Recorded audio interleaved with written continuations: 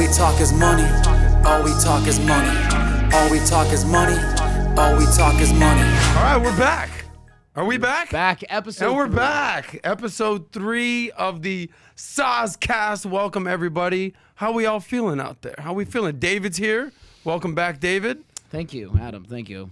We got Paul back. We actually have a camera on Paul today. He's been revealed as a new character. He's been revealed.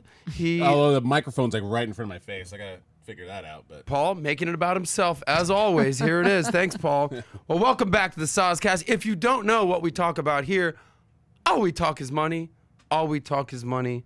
All we talk is money. We like to have fun. I mean, that's really what valuetainment is. We'd like to provide value. Yeah. But we bring in that tainment, too. Have to bring the team. Some people don't want the tainment in their life. You know what we say? Too bad. We're bringing that tainment. We're bringing to bring value, no doubt, for sure. People are going to learn. They're going to get smarter. We're going to help them build their wealth. We're going to help them save that money, but they're going to have fun doing it. Is that okay? That's okay with me. Is that okay with you, Paul? yeah. Can we learn some stuff, but also do it in a fun manner? I like that. Absolutely. All right, so look, here's the deal. I see money stories all day, every day. They're popping up on my phone. I get notifications up the wazoo. But really the point of this podcast is to bring the ones that I think will help you the most. This show is all about you. Like I like to say, personal finance, that's what this show is. Personal finance is your money. Again, we're here to help you build your wealth. And what do we want them to do with their money? Save that money. Save that Dave, money. that was, I mean, Save hello. that money. Save that money. And the reason you save is so you can invest. Invest. Thank you, David. You're just catching on. Crushing. So, should we talk about what this show's gonna cover today? Yeah, Is that a good transition? Let's go through it. All right. So look, on today's show, here's what we're gonna give you a little rundown right now. Number one, would you take a pay cut to work remote? How much would you take a pay cut to work remote? That's number one. Number two, will quitting your job actually make you happy? Right? Short-term and long-term effects of that. We're gonna talk about the world's highest paid assistant, and would you do what this assistant has to do to be the world's highest paid assistant? We're going to talk about the craziest money move of the week and why me and rich dad, poor dad, Robert Kiyosaki, we got some beef. Oh, boy. Let's talk money. You ready? Let's do it. All right, cool. We also have a special guest, the person who shall not be named, but maybe we'll She hear. hasn't been revealed. Like She hasn't been revealed. Yeah, We have a exactly. special guest. She hasn't been revealed, but maybe we can hear her voice. Nameless person, can you say hello? Hi, everyone. No, see, even her voice is not revealed. Where are you at? Don't hear her at all. Me from here? Hi. Still don't hear her. I can hear. We can, Still can't hear me now. All right, now as I'm long starting as to we don't hear have her. a camera on her to reveal Yeah. her, she can get close to the microphone. We've got a famous Well, musical artist. Trying not to get in the view of it. Yeah, no, you Touche. can get close and we just cut to Adam. Just make sure Yeah. the camera's on. All right. Adam. Well, we don't got to go there. Paul, share your mic. Be a friend. All right. So let's talk money. You guys ready? That was awkward. That was an awkward segment there. Paul, only because you make it awkward. Don't talk about it. All right, Paul, you're about to get cut off from a mic. Dave, Let's you do keep it. up the good work. Person that should not be named, you get that mic going. All right. Our first story is this. Americans are willing to take pay cuts to never go back into the office again. This is a Bloomberg story. A new survey shows that many Americans say they'd be willing to take reduced salaries, give up days off, or put in more hours for a job that offers a fully remote option. A fully remote option. Here are some of the numbers. The vast majority of people, well over 65%, said they wouldn't give up more than 5%. All right, so that's sort of, the majority says 5%, that's it. But then you have 15% of respondents of the survey said they'd be willing to shave off 25% of their salary to be fully remote. Let me give you some numbers basically. So if you make 50 grand a year, 5%, quick math, $2,500. So now you're making $47,500, right? But if you're making, if you're taking 25% of that 50 grand, you're giving up $12,500. Now you're making only $37,500, but now you're fully remote. Let me do some other numbers right here. Let's say you're making 100 grand a year.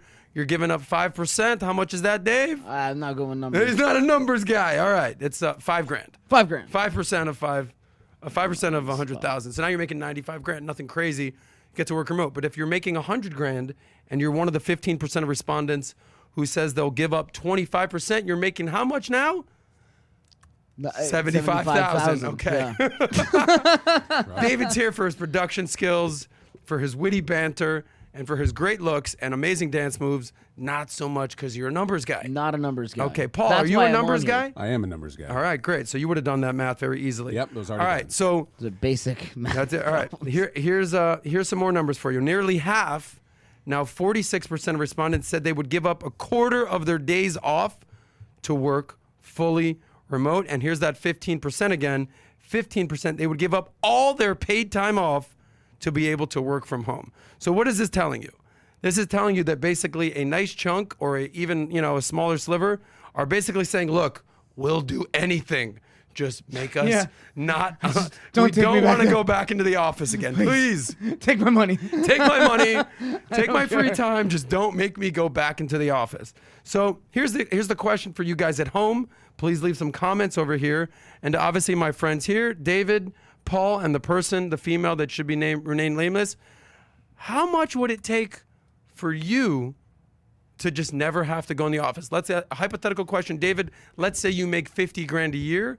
How much of a pay cut would you take to say, all right, I'm just working from home forever? That's assuming that I want to work from home. So I was working from home last year. Okay. It's isolating, kind of boring. Played a lot of video games. I mentioned in the last podcast. That's true. Now I'm in the office. I hang out with people here. I made Sick friends. banter at Valuetainment. Sick banter You love at it. Valuetainment. So what are you saying? So I'm saying I don't know if I'd want to work from home forever. Like Okay. it's a nice break. So you're not one of these people. You're saying I'm not trying to give up any money. I like coming into the office. Come into the office. Fair enough. Socialize. Paul, wear do you have a mask. different perspective than David?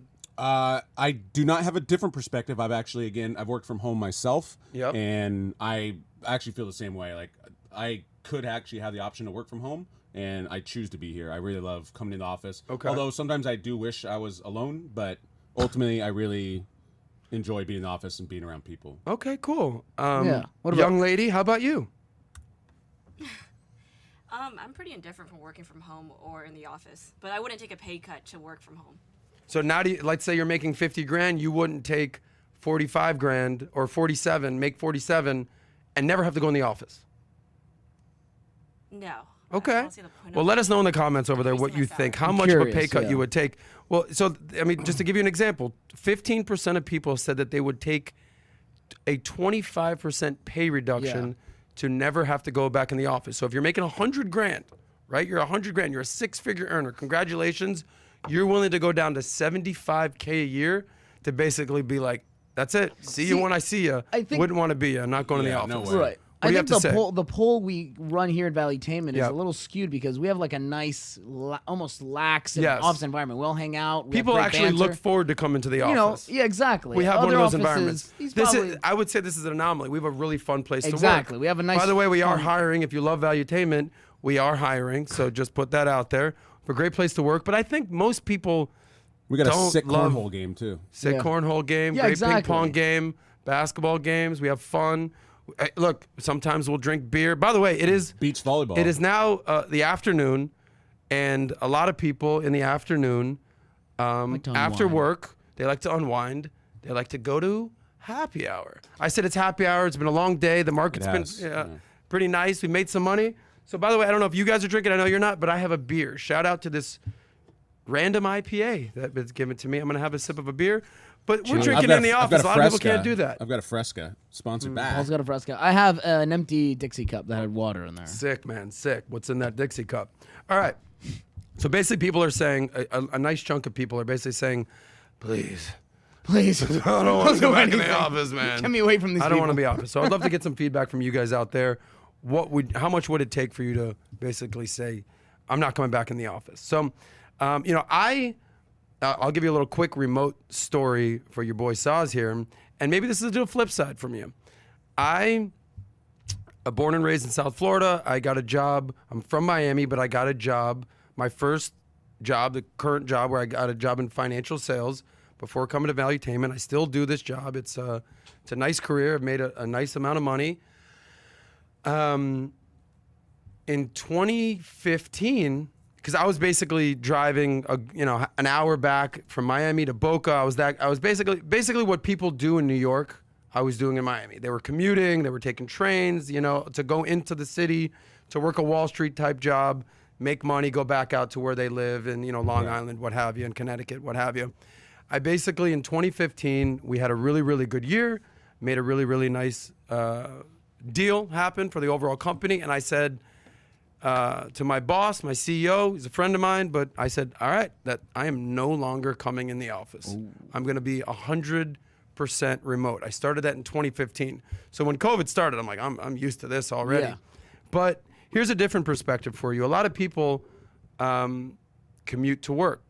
Oh, right? That's true. So some people have half-hour commutes, an hour commute. I basically said, it's tough. he wasn't like, sure, never come in, thanks, bye. He goes, I go, here's my justification.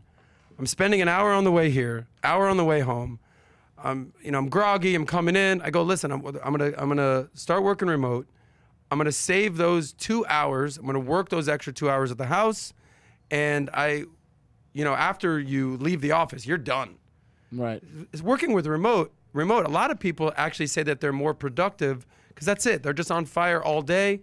And let's say it's 10 o'clock at night. They got to do something. They're home. They're working. They just log on their computer. They'll work for a half hour, work for an hour. Yeah. So he said, that's exactly how it was. He basically said, let's see how the numbers work. In year one, we'll reassess in year two, and we'll see. It was a test Right. example. My numbers went up 25%. Yeesh. Okay, so let's say Dude, I was stay making... home. Yeah, so exactly. So now it's 5-6 years later, my numbers have gone up and up and up because I've been productive. Yeah. But by the way, I work on compensation. I work on commissions. Yeah. If I don't do work, I don't make money in financial sales. It's not like I have a major base salary thing. That's just my gig. So he's like, look, if you feel like doing nothing all day, the numbers are going to reflect it. The numbers worked for me. Obviously, if you're on salary, some people want to limit, they think, well, are you actually working? Anyway, Right. Gerard actually told a story about, he did a gig one time, our friend Gerard, about they scanned his eyeballs to see how much he was focusing on the screen. Were you there when he told that story, anyone? No way. Yeah. So Scanned his eyeball. remote, it's a thing that I've been doing for well over 5-6 years now, but now it's a thing that people are really having this conversation about. And here's another point. I ask people all the time, rather than 5 days a week, rather than 9 to 5 as an example, would you rather work 4 days a week, 1,000%. work from 8 to 8, let's say 12-hour days, I already do, but have Friday off, 3-day weekends? Thoughts? What do you think? no brainer for me. You would say yes, No Paul. brainer. I would do 4 days a week, 3-day weekends. I would do 4/12s if you gave me Friday off. That's what I said. Yeah, exactly. But I'm saying, like, I would even Yes. go up to You would do a 12 little hours. bit more, exactly. Yeah. How about you? Yeah, I agree. Because I'd rather just kill it 4 the days entire of week, just grinding and then grinding 3 it out. days of chilling. And then give me 3 days. All right. Yeah, I think a lot of people would agree to that. Anyway, so here's some more stats on this episode, or on this point right here. On a lighter note, people are asked what else they would give up for the option to work remotely. More than half said they'd give up Netflix, social media, or Amazon for the entire year.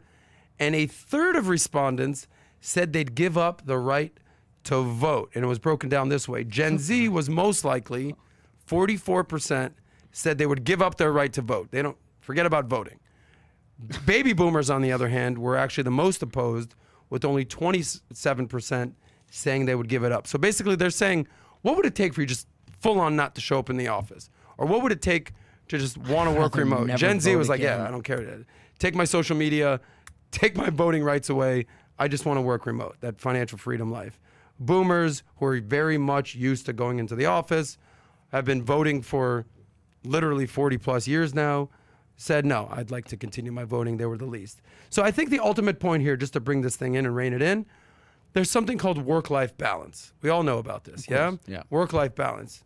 If all you're doing is working, you're not having any fun, what's the point of that? If all you're doing is having fun and you're not accomplishing anything, that can get old real quickly. So would you say that you have a good work-life balance? I think I could have a better one. Yeah. I like to invest a lot of my time into work just because I want to see it do well and I want to do well. It's not really affecting my mental health. Again, I think it's because I have a nice work environment where it's like it's almost This is a play. fun work environment. It is. So it's like there's a balance there. Yeah. Wish I could see my family. But more, you've had other jobs that you didn't necessarily have fun, and you probably were looking at the clock like, I can't wait. Yeah, to get the hell exactly. out Where of I'm like, dude, I've been here since 8. It's Yeah. 5 o'clock. I want to, here. Paul, you've been with Valuetainment how long? 2013, so almost Okay. 8 years, 9 years. Young lady, how about you? How long have you been with Valuetainment? It's been exactly 4 years now. Would you say that it's getting more fun, less fun, or it's the exact same amount of fun? Well, it's definitely getting funner. Would you say it got more fun when your boy Saz showed up? No. No. Way more serious, guys. Way more serious. Now, look at me doing some work-life balance right here. I'm working, but I'm having fun. I'm having a beer. No, And for absolutely. those of you guys listening at home, it's fully okay. Have an adult beverage, have a beer. You've had a long day. You've worked. You know, that's that work-life balance. There we go. So ultimately, you know how they say time is money, time is money. Right. I always ask people, you know, if you were chilling, right? If you could do whatever you wanted to do with your time, what would you do? And a lot of people, they say the same answers. They want to travel. They want to work on something they're passionate about. They want to give back. That's something that you should probably answer because that's why you're working, to make money, to save money, to invest, to have enough, to basically not have to work. But then you can answer that question, what would you do with your free time? Obviously, the bottom line is COVID has completely changed this conversation. This is a conversation that a lot of people weren't having. Right. 2 years ago, were you having this conversation? Working from home, it's like a Yeah, dream. is that even a thing? No. It's like Nance, were you having this conversation 2 years ago, working from home? About the work-life. You work for work-life balance. It was hard for me working from home to disconnect from work. Like I felt like you had no sense of time. I would wake up 10 minutes before I had to start working, and then I would just work all the way up until like How often would you work in your PJs? every day. I don't think I ever wore pants. when I All was- day, every damn day, working in my PJs. How about you, Paul? Would I wear PJs? all Yeah, day? yeah, Paul. No, I want to know 'cause- all about your No, Paul. what kind of PJs? Yeah. I would. I mean, I wear basketball. It was just a shorts, so- conversation you were having 2+ years ago, working remote. Yeah. Okay. Yeah. Ultimately, I like. It's cool for a little bit of time, but you know, it gets old fast, and All right. you know, I don't really like working on a laptop a whole lot. Like Okay. it's got its advantages, but overall, I like kind of working at a desktop, and again, Well, I Paul, agree people with that. enjoy you. You know, Paul is sort of, I would say that Paul is the best sport in the office. Meaning, every office has different superlatives for people. Yeah. Like Pat is the boss. He's the CEO. He's a great leader, So I'm right? not the boss, okay. David has come in. He's been more like the comedic relief over here. Thank you, Right? clown. Gerard is more the handsy, touching everybody type, the whoa, inappropriate type. whoa, who hired that guy? Yeah, he is, Who he is. hired the touchy Nancy, handsy guy? Nancy's the creative. She comes up with ideas. Paul's like the guy that people like to bust his chops, but he's a good sport about it. Everyone, yeah. You're the person there's we different shit on. roles in the office. Should probably do a little episode about that. Different roles in the office. Anyway, that's the point. So COVID. that's all I do here is get No, shit on. you're the #1 editor at the office, and you don't get shit on, but you're a good sport. I'm giving you some credit. Thank you. Bottom Paul's line very is, helpful, yeah. Bottom line is, I think going into an office, there is something super important about that, but now remote is an option that you can take, and obviously COVID has exacerbated that conversation. And drop a comment, let us know what you think, what you would rather do, how much money you would give up to do this. All right, are we ready to move on? Let's move Yes, on. sir. Speaking of jobs, here's story number 2.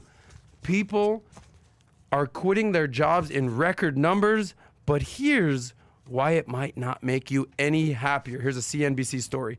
Millions of Americans have been quitting their jobs over the past year or two, and it's the most on record since the government started recording labor turnover since the year 2000. But here's the question. Will quitting your job actually make you any happier? Here's what the article says on CNBC. Experts say maybe not as much as you think, especially in the long run if you don't plan properly. And this article basically points to 2 major reasons. Number 1, people tend to adapt back, reversion to the mean, if you've ever heard that before. So quitting your job might make you happy at first. But that feeling may not last long, says one psychology professor who has been studying happiness for more than 30 years. What a job, by the way. My job is to study happiness. By the way, a little small fact, my friend founded, this is at the UN, United Nations, founded the International Day of Happiness. It's in March, by the way. Maybe next March we'll bring him back on to talk about happiness. Actually, the Kingdom of Bhutan, they don't, every country, Is that next to Wakanda? that's right near there. They judge economic prosperity by GDP, right? Gross domestic product. The Kingdom of Bhutan has GHP, gross happiness product. How happy are their people? Anyway, a little small note right there. So the psychologist basically says that when making changes, we tend to focus on the immediate change and how it will make us feel, but not what will happen a month later, right? It's the I want it now, I want it now, I want it now mentality that millennials always get their chops busted for. I want it now, but a month later they're maybe like, well, not so much, not so much. Like a great idea. All right, so number one is people tend to adapt back. It's kind of like, actually, our friend Gerard's here. He actually showed us a clip of SNL of Adam Sandler. What's up, G? And basically, it was Adam Sandler giving a spoof on SNL about Romano tours, and essentially his joke was like, come to Romano tours, we'll take you to Italy, but here's what we can do and here's what we can't do. If you're a sad person in New Jersey, you're still gonna be a sad person in Italy. Only in Italy. If you don't, Great accent. if you don't like going hiking in the States, you're not gonna be a fan of hiking in Italy. If you're got a drinking problem in the States, the reason that you're drinking in Italy is not so anyway, the point is you're going to tend to adapt back to who you are no matter the circumstances. But here's number two. You can't run away from yourself. Here, the article basically goes on and says, the reason for quitting a job may also affect whether or not it will add to your happiness. So here's the question. I'm asking you guys at home. I'm breaking the fourth wall, as our friend like G likes to say. Is it something about you, or is it something about the job? Ask yourself that. Is it something about you, or is it something about the job of why you're quitting? Because if it's you, you will likely bring that problem to your next job. We take ourselves with us to the new job. Basically, the SNL thing, where if you're unhappy in New Jersey, just because you go on a tour of Italy, you're going to still be an unhappy person. Correct. So that's basically what it is. So let me give a shout out to PBD real quick. You guys might have heard of PBD, Patrick Bet-David. He's the founder of Valuetainment. He tells this story about a person who goes from job to job to job and how they always basically place blame on their boss or on their coworkers. Well, they didn't let me do this. He didn't understand that.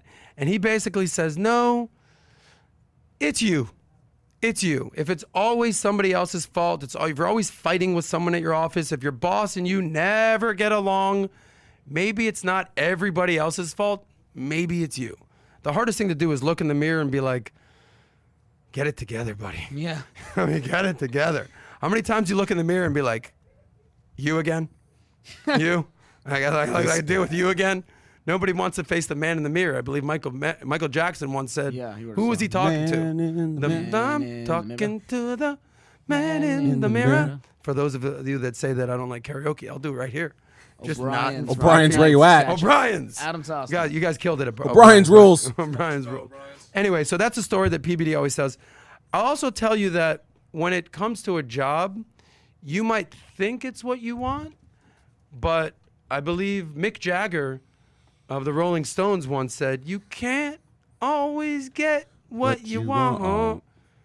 But if you try sometime, you just might find you get what you need. Anyway, what's the point of that? I remember 2006, before I started my job at my financial sales at Welcome Funds, I was so excited to get this job in this mortgage industry, right? And my buddy was there who was making $250 a year. He's like, Saz, you're the man. I'm going to recruit you. They're going to love you. You're a great salesperson, great personality. He's hyping me up, telling me why I should work at this job. They're going to pay you $5,000 a month to train for 6 months. You're going to, make $5,000 a month. Boom. They're going to fly out to California. You're going to train in San Francisco. All this. I'm like, this sounds sick. He's making crazy money. This is 2006. Keep in mind, the financial recession, the Great Recession was in 2008, as we all know. Right. And I was so stoked for this job. They flew me out to Chicago. They picked me up in a limo. I killed the interview. I got hired. It was amazing.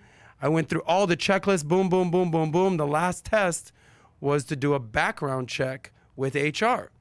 And flying colors, all good, no worries. I'm supposed to start like the following week. I get a call from HR and they say, sorry, we did the background check, but we regret to, that's always how it starts. We regret to inform you that we cannot hire you because your driver's license was suspended for failure to pay a citation. Something like, I'm like, okay, yeah, it was a traffic thing I had. I was fighting it in court. It was a ticket. It was like it was a traffic infraction. I was like, what does this have to do with selling mortgages? Yeah. And they go, well, technically you have to drive to the office, or you're going to be in a car, and so there's been some bullshit excuse, and I didn't get the job. Talk about wanting to slingshot someone into the sun. Let me choose my choice of words there. Yeah. I would wanna do have something done more something than that. very, very bad to HR. What happens? I don't get the job. I'm super depressed. I'm just disgusted. I'm so sad. I'm upset. All right, 2 weeks later, I got to get back on the grind. It took me a full-on week or two to get over. This was going to be my dream job, making money, sales. My guy's killing us. I'm working with my buddy. What happens? I get this job, still job. I've been in it for 15 years. Yeah. Life insurance, life settlements. I get the job, and lo and behold, 1 year later, the mortgage crisis happens. The company goes bankrupt, defunct. It was a company called Fremont Investment and Loan. I wanted this job so damn badly. A year later, my buddy's asking me for a job, the guy that was hooking me up with the job. Yeah. The entire mortgage industry got screwed. So this brings me back to my initial point. You can't always get what you want, but if you try sometime. So, Great job. yeah, thank you. But the point is this. Not to get all religious, I believe there's things going on in the universe that are beyond our control. Okay. And you might think you really, really, really want that job, or you might really, really, really want your relationship to work out with a certain person. Right. Or you really, really want this thing, but it doesn't happen. There's a reason. There's a reason for it. There's a reason for it, in my opinion. So the irony of me begging, this job to happen, me trying to manifest this job, and then a year plus later, my buddy's calling me up saying, hey, can you get me a job at your firm? I mean, that's kind of the universe saying that. Yeah, exactly. It's pretty wild. So anyway, here's the point here. The lesson is this. We talked about quitting your job. Would it make you happier? People tend to adapt back to who they are. You can't run away from yourself. We talked about PBD's story. You're always placing blame on others, not looking in the mirror. You can't always get what you want.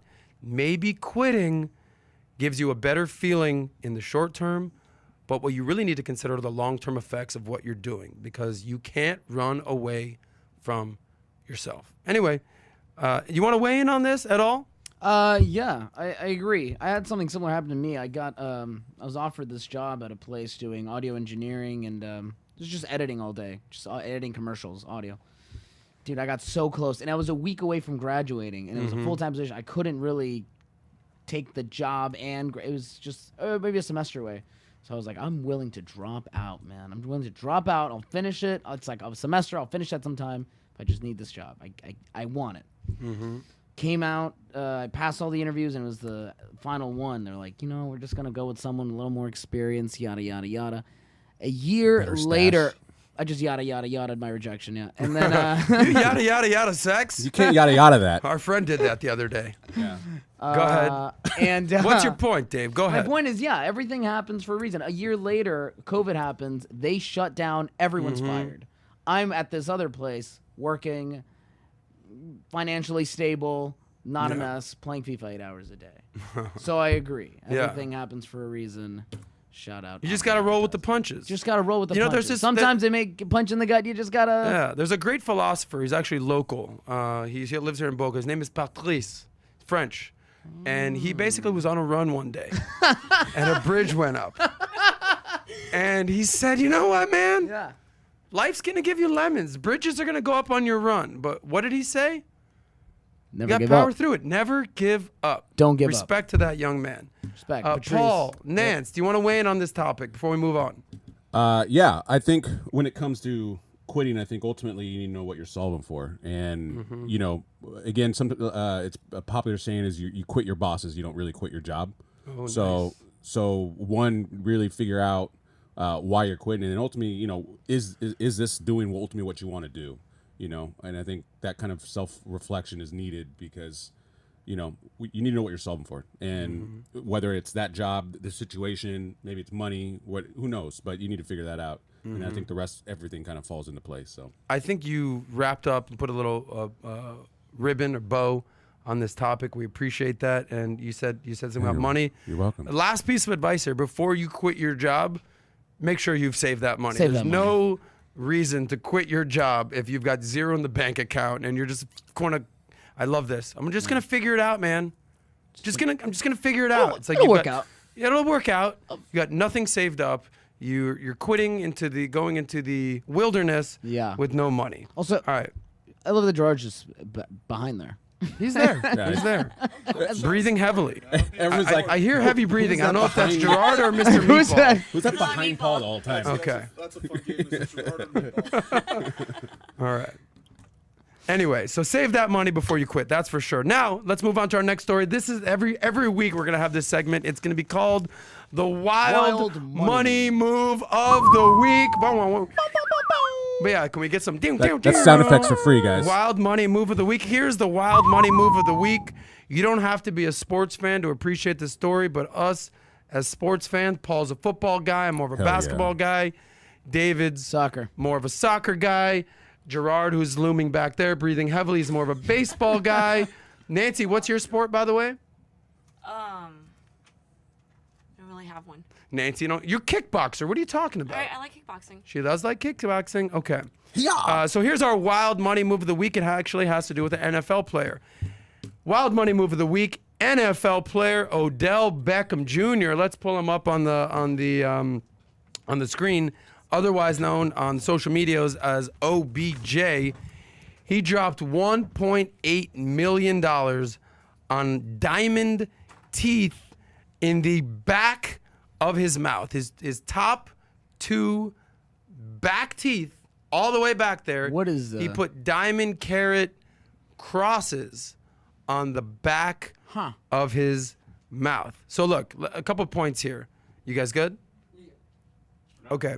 Couple points here. Look, if I'm dropping $1.8 million on what basically came out to a 13 karat diamond on your teeth, I'm putting that shit right in the front of my face. Right on your forehead. Right on my forehead. Exactly. Little Uzi Vert style. I'll put that right on top of my forehead or possibly my two front teeth. If you're going to drop almost $2 million to put diamonds in the back of your mouth, Right. what's going on there? What are you doing, buddy? Think about it. That's just- You're eating, you're chewing. Hopefully you're flossing. Shout out to the got enough dentist flossing. out there. You're flossing. You're doing whatever with your mouth. And Right. you got $2 million hiding in there. Like, does it make a girl feel any better or anything? Like, Does the what? It's like when you kiss a girl or something. Like, does she get some pleasure out of that? Or? She thinks Out of the she's, back of your teeth? She's Getting your tongue cut. back of your teeth. I don't know. How do you kiss bloody. girls, Paul? I don't know. happened? Basically, if I'm dropping that kind of money, it's gonna go. You're gonna see that immediately when you see me. I'll be shining, shining, shining, shining. But anyway, so here's the question: if you had to drop $1.8 million cash, you had to spend it. What would you do with it? Apparently, OBJ wanted to put it on diamonds in the back of his mouth. David, what would you do if you had to spend $1.8 million? If I had to spend $1.8 Yeah. million, it's And by the way, in the definitely not that. comments, let us know below. You had to spend it. You could do whatever you want with it. What would you do? Is it on one thing or multiple things? Whatever you want. Whatever you want. One Who thing. wants to Let's- go first? For the sake of the game, let's do one thing. Sure. One Yeah. Don't thing. you can't say travel. That one's like the easiest one to say. You can travel. You can do whatever you want. Okay. Okay. Besides traveling, because that's I feel like everyone would go. Oh, I'd go travel. Or I'd buy real estate. If you're going to say travel, tell me where you're traveling to. Bingo. How about that? Who wants to go first? I can go first. Go ahead. Since David didn't speak fast enough. Why isn't this? Paul? Go ahead, Paul. Okay. I would probably take half of it and invest it for sure. That way that the monies keep working. It's working for you. Where are you investing it? Go ahead, quick. And then living situation, I would pay the rest of like either rent or buy a place. Okay, I got you. So you'd use it for lifestyle and for investing. Nancy, Yeah. you got to drop $1.8 million. You're not buying a golden tooth. What are you doing? I mean, anything that serves purpose, right? So like a nicer house, a newer car, pay off anything. Mm-hmm. But I don't know if I could spend like 1.8 like right there. Okay. David, I'd buy something ridiculous. what would you buy? I don't know, something just like this, like something that's just. I have $1.8 million, and I don't really. I'm gonna just get grills for the back of my teeth because I can. Yeah. It's kind of like a screw you almost, just because I can. So I would get something that is kind of just like, I'm going to do it just because I can. Like that, I'd buy that invisible sculpture that we talked about on the PVD podcast that one time for like whatever amount. Yeah, Just an 'cause I invisible can. NFT. Bingo. Yeah, all right. Just because I can. Yeah, I think, the obvious I would not answer, save that money. You would not save that. Well, no, you have to spend it. You have to spend it. I have to spend it. So yeah. obviously the easy answer for me would be, well, if I'm going to spend it, can I invest? Can I invest it?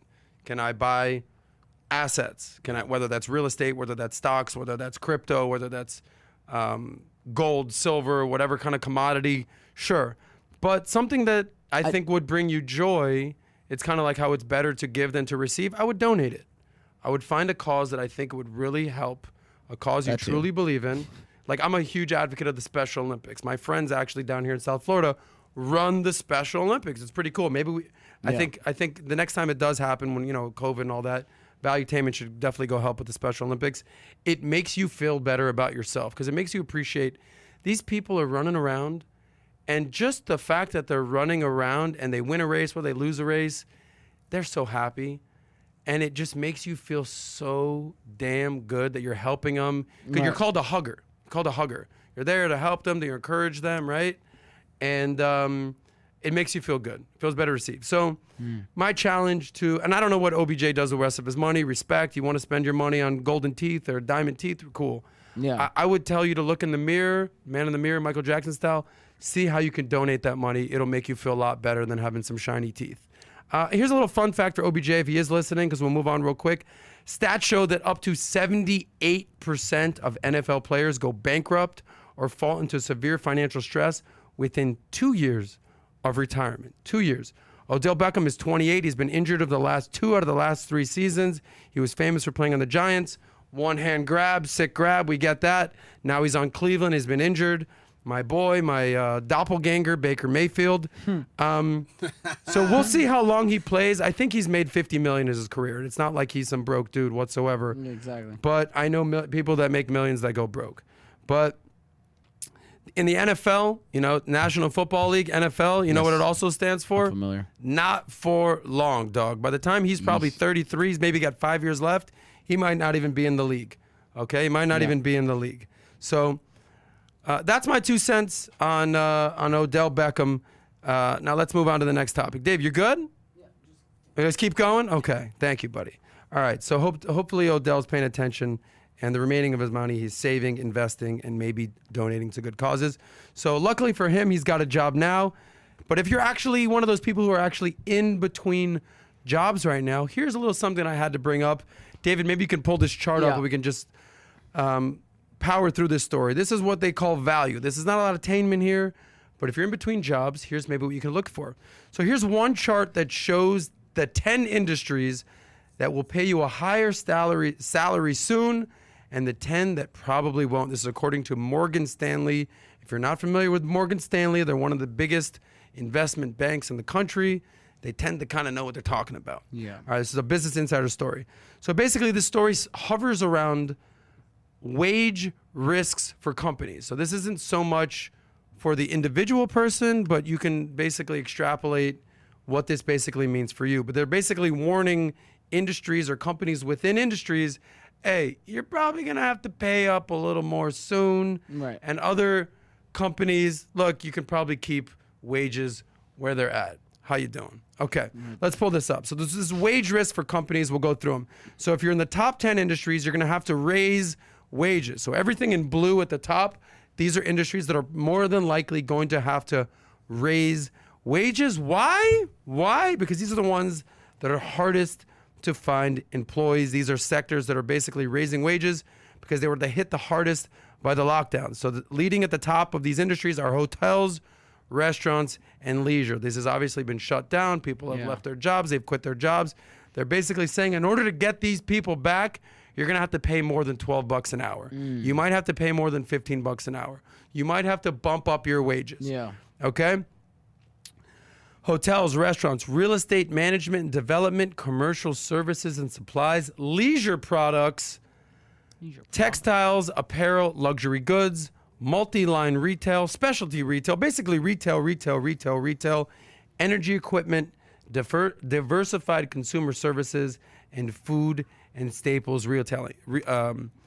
Retailing, exactly. So retail, leisure, restaurants, basically a lot of jobs that involve you having to interact with other human beings. Yeah. That people basically got fired or they quit their jobs. They're basically saying to get those people back, you're going to have to show them the money. Where's the money? Show me the money. So basically, on the bottom half of the chart, we're basically saying wage risk is going to be lower, meaning you're probably not going to have to pay these people more. You get gas utilities, beverages, insurance, pharmaceuticals, electric utilities, water utilities, tobacco, diversified telecommunication services, oil, gas, and consumable fuels, independent power and renewable energies. Those are all basically jobs where you don't have to basically interact with a lot of other people. You can maybe work from home, you work in your office, you work in the corner. You're not doing a lot of retail interacting with people. You're not working at bars, you're not working in hotels. So essentially this is a supply and demand thing, guys. Let's Absolutely. just get That's into the exactly what I bottom was line thinking. here. This is supply and demand. So it's a classic example. So basically when supply is when demand is low, right? Supply on the other end of side of things. So basically they're saying, look, there's a lot of us that have worked in this industry. There's demand for us to come back. Show me the money, buddy. Show me the money. Show me the money. If there's a lot of people that, people are working in the similar types of jobs, and there's a lot of competition for these jobs, you can keep wages a little bit lower. Supply and demand. So how do you feel about that, Sauce? Do you agree that it's like, okay, well, you want me back? Show me the money. I mean, that's basically Makes what's sense. happening. I mean, you're starting to see like But do you Target. agree with it, or are you thinking of like, well, I mean, Do I agree with the concept of supply and demand? the people saying kind of like, okay, well, now that you need me back, sure, I'll go back, but pay me. Yeah, I mean, you see examples like Adequately. this. Have you heard what Target's doing? No. Target, Walmart, other big Chipotle, big real like- Chipotle. McDonald's is now giving you $50 to come in and just fill out an application. Here's what Target's doing. Target is now basically saying McDonald's. Yeah, McDonald's. So yeah, if you're hiring, I didn't know Target. that. I read a story that Target is now willing to pay for your college degree while you're working at Target all through college.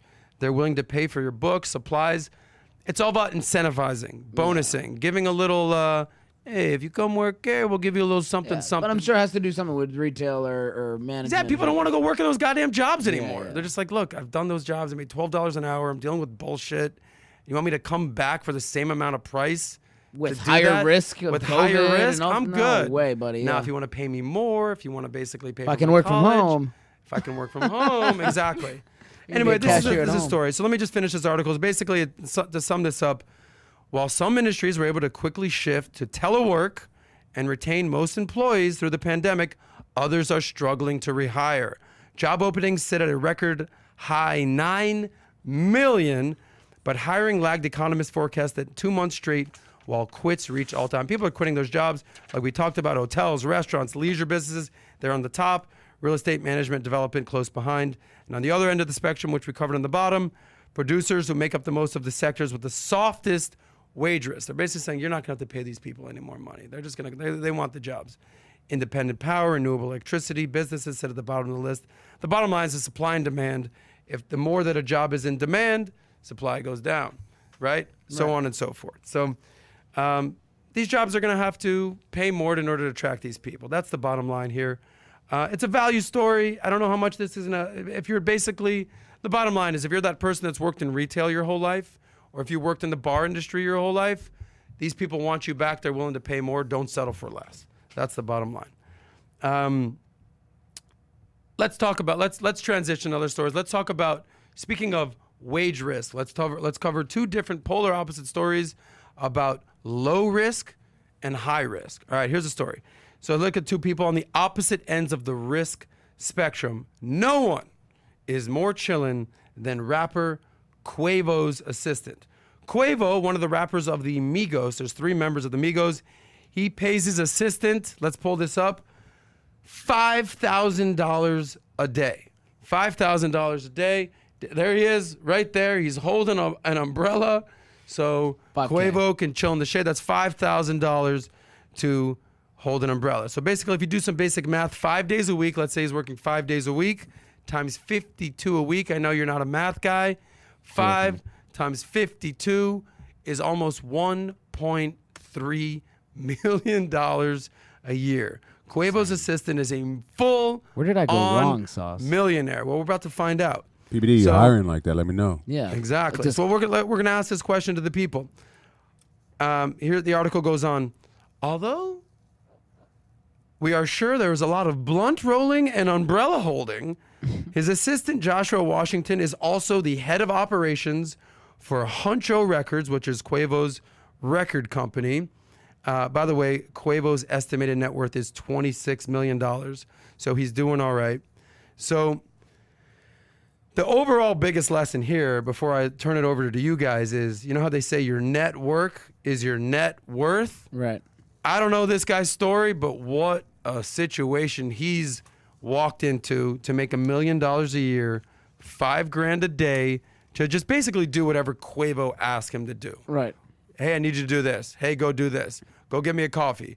Go roll a blunt. Get me my umbrella. Bring those ladies over here. I wonder how intense it is, though. Is it like at 3 a.m. Hey, come here. I need So a that's the coffee. question. That's the question. To our audience at home, let us know in the comments. I mean, for $5K and a for day, you guys right now, for $5K a day, You better wake up. would you do anything and everything that Quavo or your boss asks you to do? By the way, you're making $1 Anything? million a year. $1 million a year? $1 million a year, you have to do it. You're It depends. constantly on Like, call. For instance, I become your personal assistant. I Sure. get along with you well. We have Yep. good banter, all that. I wouldn't mind hanging around. But like, imagine if he's just like completely not the coolest dude. He's got a terrible attitude. He's calling you like on, is the juice worth the squeeze? For $1 million, you say yes For $1 million, or no. it's like that's your life every day. Yep, I don't know yep. if I want to commit to that. So you're It's out. like at first hand, you're like, yeah, $1 million. You're out. Sounds good on the surface, but when you get into the could be nitty gritty, bad. you're out. Paul, $1 million a day. Yeah. I mean, $1 million a year, $5,000 a day. Are I you would at someone's least assistant? do it for 5 years. And again, Oh, you're in. stack that Yeah, cash a little bit. you've made well over $5 million. Yeah, Then you could tell Quavo to go fuck off. You want me to wipe your ass? Call me at 3 a.m. I got you, bro. I got you, bro. I got you, bro. Hey, I just took a shit and I need you to come over here and wipe my ass. I'm on it. Paul's I'm on it. Unbelievable. Nancy, Two ply, three ply? $5,000 a day, would you be someone's assistant / their bitch? Yeah, it's bitch work. It's bitch work. Charlie 'cause I'm work. a savings Charlie op- work. Charlie work. Are you in or are you out? I'm with Paul. Like pretty much, I'll do it for a certain amount of time to just save up and then Yeah. just go away. Because that Gotcha. is you're sacrificing your entire life for someone else. Like I Yep. imagine it's like a doctor. He has a pager and then he has to go whenever he has to. All right, so So you be David, just like a doctor. David has a little more morals or scruples. Yeah, I don't know. Nancy, Paul, they'll do whatever the hell it takes. The bitch work, they're in. Bitch Adam, work let me for, know like, when you 5 need to wipe months. your ass. Just let me know. So I know the Like question every is, day. would you for $5,000 a Because day? like you don't even get to essentially- enjoy that money either. It's like you're no, this no, guy's not in the short term. In 5 years, you'll enjoy it. 5 years, you enjoy could $5 be million. dead in 2 years. Like it could drive you into the ground. You know what's funny? Your logic's So terrible. you know what this made me think of? Maybe pull this guy up. So back in the day, Diddy, the rapper P. Diddy, he had a guy oh, that guy called Dave I was Chappelle. confused when I said Diddy. Farnsworth Bentley. Farnsworth Bentley. Do your Farns? best. Worth. Worth Bentley. He basically walked around and did exactly what Farnsworth. our friend Joshua Washington does and just Farnsworth. held an umbrella everywhere that P. Diddy went. Pull up images of Farnsworth. Yeah, boom. didn't Dave Chappelle did Farnsworth. a, Okay, there he is. So basically, he was. He loves those umbrellas. Is that, Yeah, is he pull him known up. for the umbrellas? He basically walked around. He made a name for himself and a career for himself by being Diddy's umbrella holder. He became a personality, an influencer, what you would call him these days. was He on did bitch Fat work. Albert? He did bitch work. Listen, if you're struggling for money, I'm sure a lot of people are doing this. If you're even actually not struggling for money, I think a lot of people are doing this. Hey, Pat, I you have need an to umbrella. think Let long me and know. hard about, you know what? This SOSCAST really ain't paying off. I don't know. Valuetainment, thanks, guys. Hey. I'm going to be Quavo's umbrella man / blunt roller. yeah, shout out to Yeah. episode 2, building Yes. your personal brand. I mean, this is it. Yeah. This is the definition. This guy, look at him. He's, Great he's callback. Yeah. embracing the umbrella. We love a callback. He is the umbrella holder for Diddy. He's all over the internet. Like, but the umbrella basically, is- he's got- here's one hopefully with the this tiny guy, umbrella. Joshua Washington, will I'm sure he's being compared to Farnsworth quite often. But so here's the deal. Here's the deal. Oh boy. Where's Farnsworth now? Oh, Hit let's news. look that up. Let's Hit look news. that up. Where's he now? Just keep him right there. All right. Yeah, you want to do that? Farnsworth. What's his last name? Bentley. Where's he now? You probably just got to hit news. Yeah. Whatever happened to Diddy's? I just saw an article right there. Go back. Whatever happened to Diddy's former? I don't know if you can play that. Such an appreciation for Where are Kyrie. Where are they now? now? Wednesday. There he is. Remember the umbrella-holding gentleman? One day popped up at the hip-hop video scene, made cameos in every music video. You might know him as Farnsworth Bentley. He came to the scene in Diddy's season Making the Band. Okay, keep scrolling down. Kanye. Keep scrolling. Oh, he released music. He released some music. He did his own thing. But where's he in 2020? Where's he in 2021? What's he doing now? It's a nice suit. Go back up, Dave. Oh, same. Did All they right. say how much they Anyway, paid him? it doesn't seem like he's doing much now. The point is, hopefully, he saved that money when he was More with of the a Farnsworth. windbreaker kind of guy now. I want to know who that girl was in that ad. Yeah. Okay. Anyways, Farnsworth now. so leave a comment. Let us know. For $1 million a year, would you be somebody's bitch? All right. But basically, we talked about two diametrical opposing sides on the risk spectrum. He's doing okay. This guy's not very risky right now. It seems like he's got a good gig. Here's the next story. Then we got this story, right? On the other end of the risk spectrum, no one was at higher risk more than this UFC fighter. UFC fighter Cheyenne Buys cries after receiving a $50,000 bonus after winning her fight. This was last week. She says she was negative in her bank account and completely broke prior to this $50,000 bonus. This is a story from Bro Bible. What's up, bro? Cheyenne Buys says her life changed after her last fight. During her fight at UFC Vegas 33, Buys finished off her opponent Gloria De Paula in the co-main event.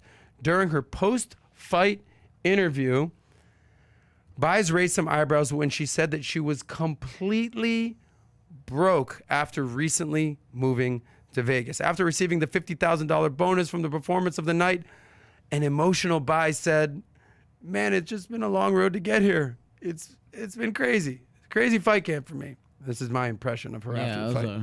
I left my home in Dallas, and I just packed up.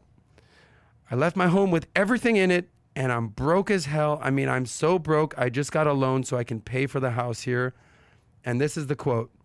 "I was so broke my whole life because of this sport, UFC, but it's so worth it to me because I love this sport." So this begs the question, do you pursue your passion or do you pay the bills? So to put it in a little perspective, what happens if she lost that fight? She'd be broke, homeless, dying to do another fight.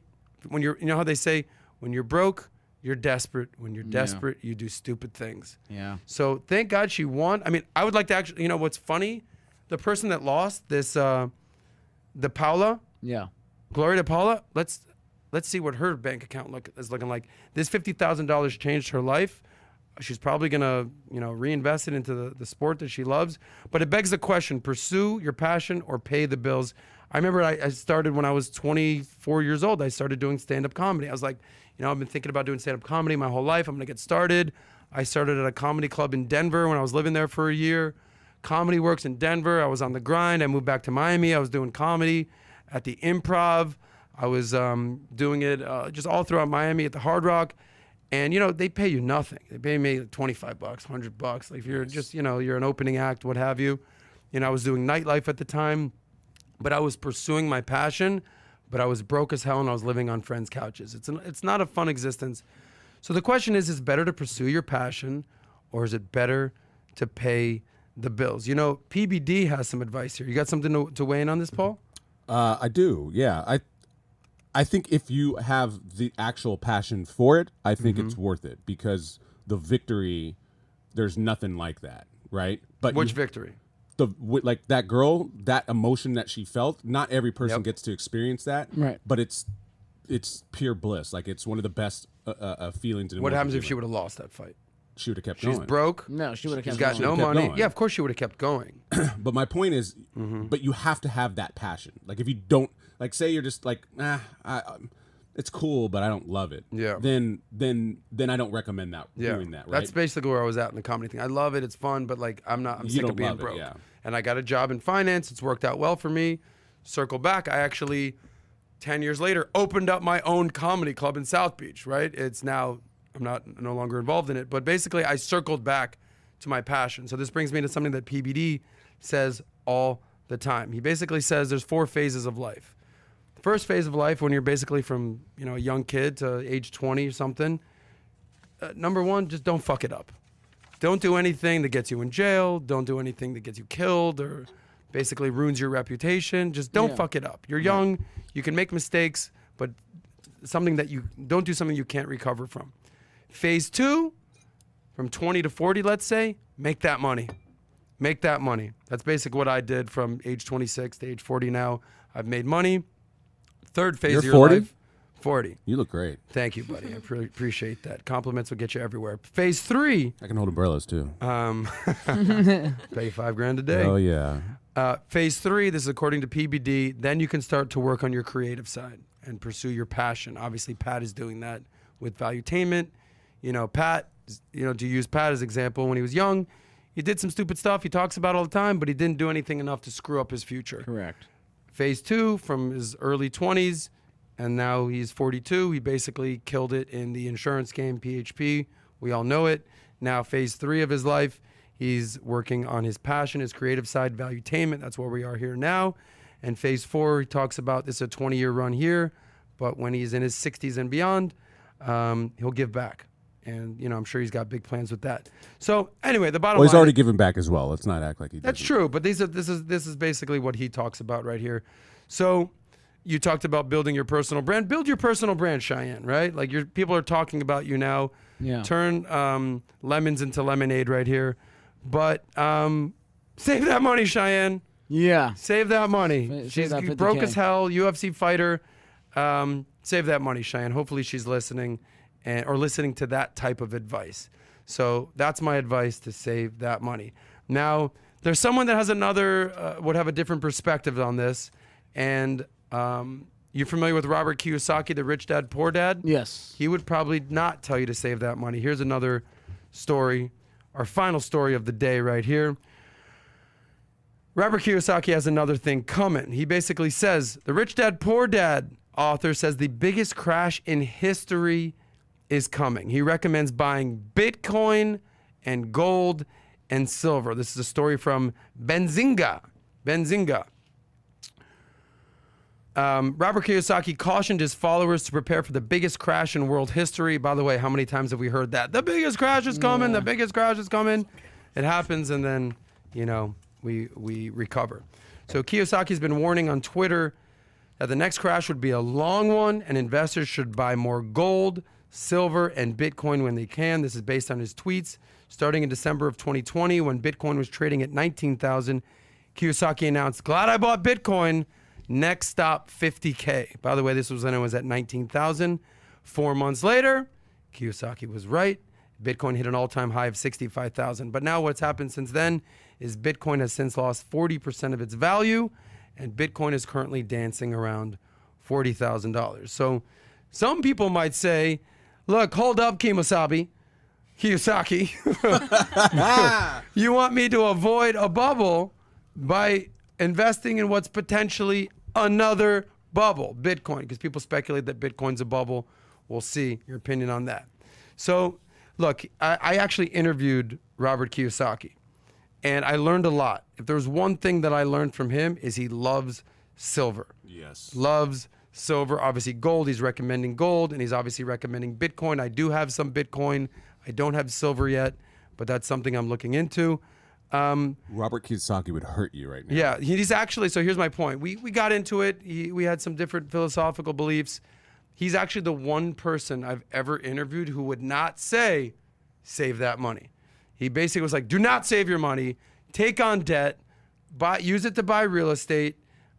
Buy these assets, these non-duplicatable assets, gold, silver, hard assets, store value, Bitcoin. Do not save your money. That's not that catchy, though. Yeah, well, he's controversial. Does he have a rap song? Look, a lot Where of you at, people Robert? respect Robert Kiyosaki. I do respect Robert Kiyosaki, but here's my my point with Robert Kiyosaki. Here's my two cents. My 2 cents. Remember one thing about Robert Kiyosaki. First and foremost, he's a rich dad. Yeah. He's a rich dad. So he's giving rich dad advice. So he's worth $100 million. Oh. Okay? Allegedly. Allegedly. All right. So he's made his money. Wait, what do you mean? I'm sorry. What do you mean allegedly? This I don't know. I just said He it. just threw that in. Oh, there, okay. you know. I thought That's this was like Paul. controversy over No, his that's income. Paul. I was There's like, zero is this a controversy. No, story? he's made some money. We you just know? don't. We can't confirm All right, that. but here's That's what I why. would say. Yeah. There's levels to this game. You know how they say you got to crawl before you walk, you got to walk before you run, you got to run before you run a marathon. I added that last part. He's running marathons right now. So there's people who are basically just starting to crawl, just starting to walk, Yeah. that have no money, that have no savings, that have debt, and if they actually take Robert Kiyosaki at his word, they're going to spend all their money or maybe take on debt or buy silver, buy gold, and they have no cash. Right. They have no cash. There's levels to this game. If you're at level 1, don't try to get to level 5. If you're at level 1, get to level 2, get to level 3, get to level 4, then you can get to level 5. Kiyosaki's at level 5. Like David, if I told you, don't worry about saving any money, just take on more debt, buy some more Bitcoin, talk to you in a year or two. You'd be struggling to pay your Yeah, bills. You'd be well, struggling to pay yeah. your rent, yeah? Sure. I mean, I don't know about struggling, but I get what you mean. Yeah, it definitely would not be conducive to my long-term goal. Right. So, not everybody's advice is applicable to everyone. So I say save before you invest. A lot of people say, well, so what do you mean save that money? What do you mean save that money? Saving, you barely beat inflation. You got to invest that money. Stagnant. I mean, Okay, so I'm with you. If you actually look at my net worth, 90% of my net worth is in investments. But the only way that I was actually able to get to invest was because I Save that money. saved that money. save that money. So Had it my written advice down. to you is save up. Don't take on debt. Don't take on, especially consumer debt, credit card, car debt, consumer loans, shopping cards. The worst are the payday loans, right? Right. Those are the absolute worst. The C's of debt: consumer loans, college loans, car loans, credit cards, cash advances. Those are payday loans. Those are the worst. He's basically saying take on debt to invest in real estate. If you love real estate and you think that's for you, hell yeah, you should do it. But not everybody's a real estate guy. So there's levels to this game. Save before you invest, and that's why Robert Kiyosaki would not say save that money. But for you at home, save that money so then you can start investing. That's our story for the day. All right, before we wrap up, can I do a quick little Q&A and then we'll wrap this thing up? Hell yeah. Let's do a quick little Q&A. All right. As always, I post on my Instagram, SOS Talks Money, SOS Talks Money. I'll post questions. What do you got for me? Before we do this show, I want to hear from you. Sooner rather than later, we're actually going to take your calls. So for right now, you can message me on SOS Talks Money on Instagram. I'll ask these questions and we'll respond. Yeah. And we'll respond. Let's go. Let's do let's do rapid it. fire, then we will wrap this thing up. First question, this is from LRod785. He says, what did the work look like for you as you started from zero to now? Basically, I was the jack of all trades. There's nothing wrong with basically figuring out what you want to do, or more importantly, what you don't want to do. But eventually, you're going to want to have a career. Eventually, you're going to want to have a career. There's a difference between a job and a career. Absolutely. Hey, I'm going from job to job to job to job. Now I have a career. So if God forbid my company didn't work out for me, my financial company, there'd be another company lining up to basically use my expertise and what I'm good at. Right. So basically become an expert at something, Double not a down on jack of one all thing. trades. What was that, Dave? Double down on one thing. Double down on one thing. Be an expert. Be a specialist. Second question. This is from Aesthetic Momo 16. He said, this person says, I can't save that money. I love spending it. What do I do? What do I Good do, luck Sal? out there. Okay? luck, buddy. Look, there's something called the 50-30-20 rule. Spend 50% of your money on your needs, Yeah. 30% on your wants, 20% on savings and paying off debt. There's a ratio, right? So you got needs, you got your housing, you got your bills, you got food, you got your needs. You got your wants, you want to go to the movies, you want to go on vacation, you got video games, Go to whatever. O'Brien's. You go to O'Brien's, do some karaoke singing, great Save singing that by the money. way. Thank you. But 20% should go to your savings and or debt. If you just can't save that money and you love spending, let me know how that works out for you. I don't think your future will look bright. Next question. This is from Termexinator. He says ETFs versus mutual funds versus individual stocks. Good investing savings ratio. Look, ETFs are basically, so, there's 3 different funds you can type invest in. There's mutual funds, which are more actively traded, index funds, which are more passively traded and tend to be cheaper, or ETFs, which are basically mutual funds or index funds that trade like a stock. Here's the bottom line. Do what works for you, but the best thing is to do is actually do them, not just talk about them. If you're like, look, I'm not a mutual fund person, I like ETF, which stands for exchange traded funds, cool, God bless you. But there was actually a study that came out and they said, the number one thing that determines how much money you'll have, the expense ratio, how much things cost, the rate of return, all these different factors. They said the number one thing that determines how much money you'll have in the future? What's that? Actually putting money into the account. Yeah, that makes sense. There's so many people that talk about, well, I don't know, the expense ratio and the rate of return. Put the money in for the long haul. You'll be good. I'm not a big believer in individual stocks. I do have a few. The majority are in 401ks, Roth IRA, mutual funds, index funds. They're all great. You know what's not good? $1.8 million on shiny teeth. Oh, no. Not a good investment, Odell Beckham. Definitely a power move.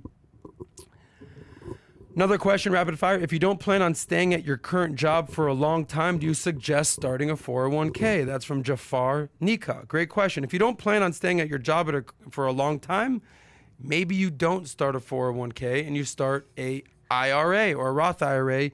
You don't need that in your job. Correct. But you could also do what's called, you could roll over your 401k. You can take it from one job to another, but basically start investing. Here's a question from Segsy34. Oh. Does Saz like Hey, crypto?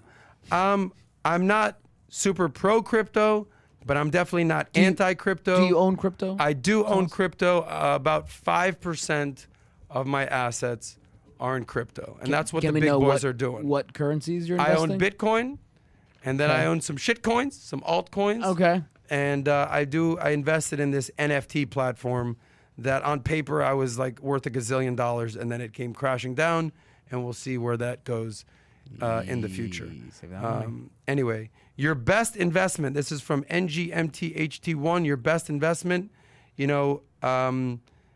my best investment is my time. And more than time, what you've done with your time and the relationships that you create. Correct. Investing your time wisely. Obviously, anyone could say, well, I made a 25% rate of return. But like we talked about with our boy who's Quavo's assistant, your network is your net worth.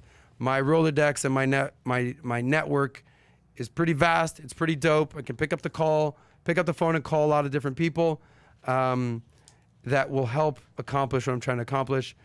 Your reputation will precede you, okay? It will. So don't screw anybody over. And my best investment are the relationships that I've created. A couple last questions, and we'll wrap this up. I'm 18, going into real estate while in college. Should I focus on saving or investing in myself? This is from Travis Kaufman. Look, you're 18. Like we talked about with PBD, just don't screw it up. Right. Don't do anything to screw it up. Play it safe, my man. Play it you can take on have risk fun, a little but bit. just don't do anything. But don't do stupid anything. You end that'll up in make you jail, dead. killed, Yeah. OD, nothing crazy like that. If you're 18 and you know you want to be in real estate, you already know that at age 18, you're ahead of the game. Yes, you should save, and you should also invest in yourself. Yeah. You can do both. Anyway, respect to you. When you're 18, you know what you're going to do. Good luck out there. Travis, last thing, what do you think about investing in gold right now? This is from Sparsh KOO. As Robert Kiyosaki said, that might be a good investment. It's a good store of value.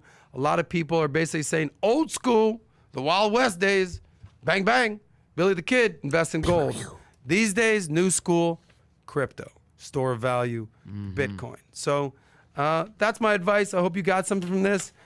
David, thank you for today. Any final thoughts on your end? Final thoughts from you. What'd you learn today? I will not be investing $1.8 million in the teeth that no one sees. Yep. Save that money always. Yep. Thank you. And I wish I had some of that beer.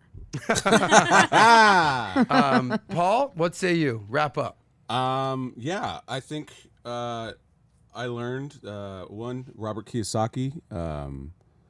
You know, his investment. You know, definitely, like you're saying, perspective. Always take perspective. Not one advice fits all. Yes. Cookie cutter advice. Yeah. Yes. So everybody should always keep that in mind. Your situation is unique, just like every human is unique. Yeah. Adam. Thank you, my little snowflake. Yeah. Nancy, anything? Final thoughts? What'd you learn today? What did I learn today? I didn't even realize how hard it is to spend $1.8 million like right off. You couldn't even think about it. Yeah. To our friends at home that are watching the SOSCAST, drop a comment and let us know what you learned today. Our goal is to help you build your wealth and save that money and educate you. And here on Valuetainment, provide value, but also some of that tainment. Hope you appreciated that today. I know I'd buy O'Brien's. O'Brien's. Thank you, Paul. There we go. Timing is amazing, Paul. Thank you. Oh wait, I just thought of it. Yeah. At the end of the show, Just while crushing Saz it. is doing his wrap up, Paul had to get that in. O'Brien. Audience doesn't know O'Brien O'Brien's, but rules. Paul had to get that in there. O'Brien's is a great bar here down in South Florida that we have fun at. I will say, I'll leave you with one joke. And I was talking with Kiyosaki. I know we joked he wouldn't say save that money. But I said, Robert, Kiyosaki it to me, baby. He's like, oh, hey, how are you? Oh, thanks. Like, all right. So obviously you're not a fan That joke of Austin landed Powers. as good as my O'Brien purchase. Thank you, buddy. Yeah, Anyway, so. thank you to all of you for being a part of the SOSCAST this week. We'll see you next Thursday live on the SOSCAST. Enjoy your weekend and remember to save that money. All we talk is money. All we talk is money. All we talk is money. All we talk is money.